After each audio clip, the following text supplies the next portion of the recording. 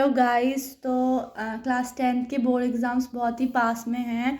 तो मैं कुछ जो बोर्ड एग्ज़ाम के स्टूडेंट्स हैं उनको कुछ टिप्स देना चाहती हूँ। तो आप सोचेंगे कि मैं क्यों टिप्स दे रही हूँ, मैं कोई टीचर नहीं हूँ, ना ही कोई मोटिवेशनल स्पीकर वगैरह, बस आई एम ऑल्सो स्टूडेंट। तो मैंने लास्ट ईयर ही अपने बोर्ड एग्ज़ाम्स दिए थे, तो मैंने सोचा कि मैं जो और बच्चे हैं मैं उनको थोड़ा बहुत मतलब कि बताऊं कि कैसे बोर्ड एग्ज़ाम्स होते हैं। तो यस, मैंने पिछले लास्ट ईयर दिए थे और मेरी उसमें परसेंटेज आई थी 96.2%। और अगर आपको विश्वास नहीं हो रहा है तो मेरे पास मेरी ट्रॉफ़ी भी है, इस पे क्लास 10th लिखा हुआ है, आप जूम करके देख सकते हैं। तो फिर मुझे कुछ जो आपको टिप्स देना मैं चाहती हूँ वो ये है कि मतलब पहला तो है कि जो मतलब मैंने एग्ज़ाम्स दिया था तो फर्स्ट मैं टिप ये देना चाहूँगी कि जो भी आप आंसर लिखें तो वो पॉइंट्स में लिखें, क्योंकि ना पॉइंट्स का जब होता है तो उसमें एकदम मतलब कि जो भी बात होती है मेन जो होता है वो उसमें आ जाता है पॉइंट्स में। लेकिन अगर आप पैराग्राफ में लिखते हो तो आप लिखते चले जाते हो और फिर पता नहीं चलता कि मतलब जो जो मतलब कि जो टीचर होता है वो भी फिर चेक नहीं करता है मतलब सही से। तो आप पॉइंट्स में आंसर लिखें। मैंने अपने सारे जो मतलब जितने भी एग्ज़ाम थे मैंने सब में पॉइंट्स में लिखा था।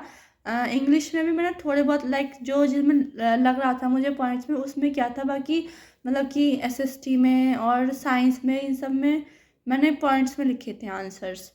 और जो दूसरा मैं बताना चाहूँगी सेकंड पॉइंट वो है कि आप जो भी लिखो मतलब कि जो मेन एकदम मेन जो कीवर्ड्स होते हैं उनको अंडरलाइन करना चाहिए, तो मैंने भी अंडरलाइन किया था।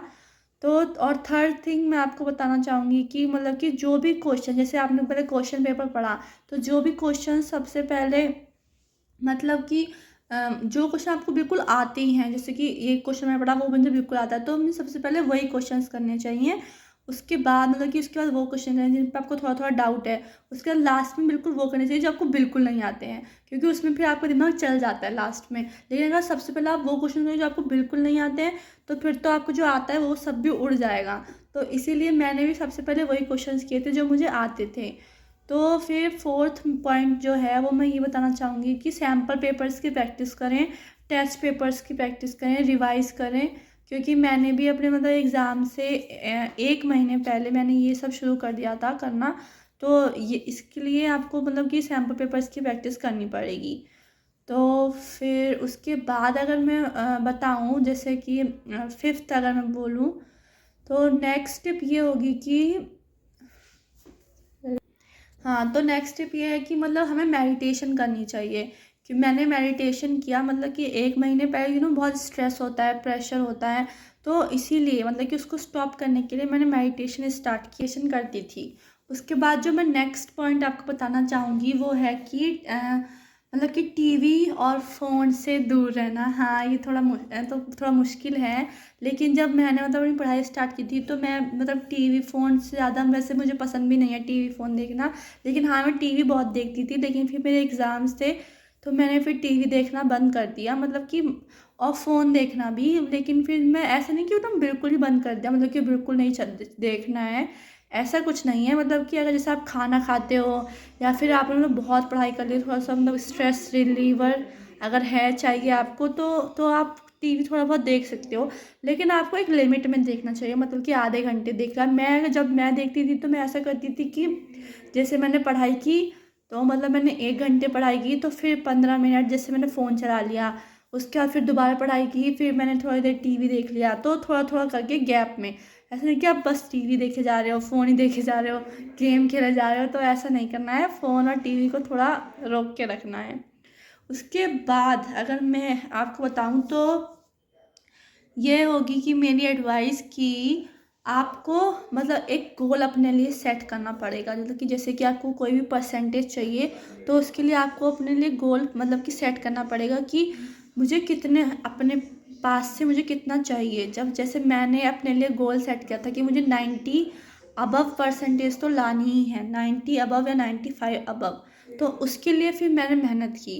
तो अगर आपको भी मतलब कि अपने एग्ज़ाम्स में अगर अच्छा करना है तो उसके लिए पहले से ही अपने दिमाग में एक गोल होना चाहिए कि मुझे इतने से ऊपर लाना ही लाना है, ठीक। तो उसके अलावा मैं बोलना चाहूँगी कि टेंशन और प्रेशर जो है वो बिल्कुल भी नहीं होने चाहिए, क्योंकि मैं अपना एक इंसिडेंट बताती हूँ कि जब मेरे मतलब बोर्ड एग्ज़ाम्स स्टार्ट हो गए थे और मेरा मैथ्स का एग्ज़ाम था, तो उस दिन मुझे थोड़ी सी टेंशन थी, मतलब कि क्या होगा क्या होगा। तो मैंने इस जब हमें एग्ज़ाम हॉल में हम बैठे होते एग्ज़ाम कर रही थी मैं, तो मुझे इतनी टेंशन थी मुझे कि जो 2 क्वेश्चन मुझे आते भी थे, वो क्वेश्चन मुझे आते थे और लेकिन टेंशन की वजह से मैं वो भूल गई और वो मुझसे हो नहीं पाया उस वक़्त। और फिर बाद में जब एग्ज़ाम ख़त्म हो गया, जब मैंने वो देखे तो वो मुझे बहुत ईज़ी लगे और उस वक़्त एग्ज़ाम के टाइम पे वो क्वेश्चंस मुझे बहुत हार्ड लग रहे थे। तो यही होता है कि जब टेंशन होती है तुम्हारे मतलब दिमाग में, तो आप अपने दिमाग को सही से यूज़ नहीं कर पाते हो। तो ये गलती मैंने की थी, मैं नहीं चाहती कि कोई और भी इस गलती को दोहराए।